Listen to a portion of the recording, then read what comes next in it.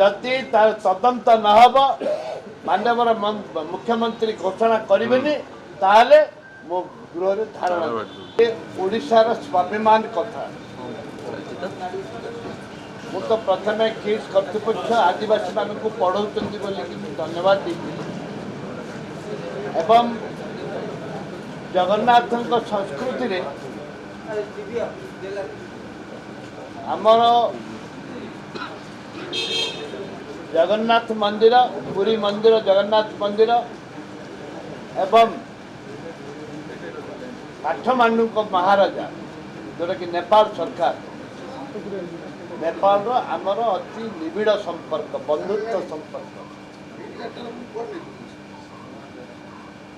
से संपर्क भितर नेपाल रु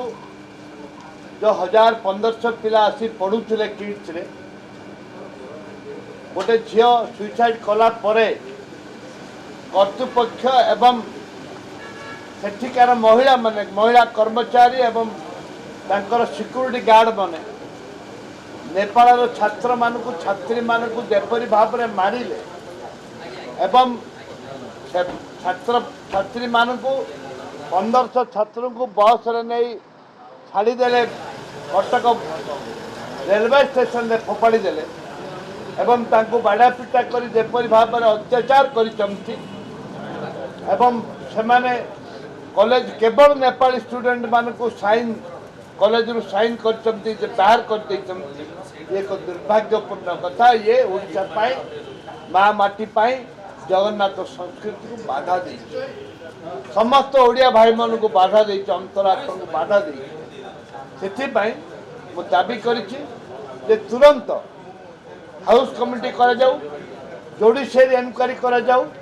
जहाद्वारा कि से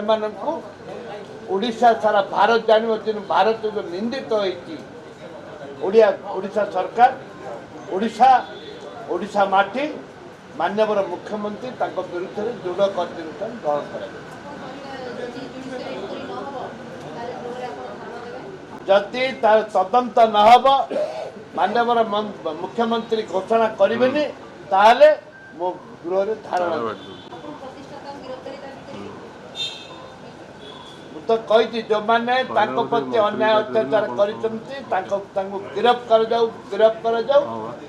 विरुद्ध दृढ़ कार्यानुष्ठान ग्रहण कर आईन अच्छी ना आईन थी तो बुझी आईन तो ना बुझी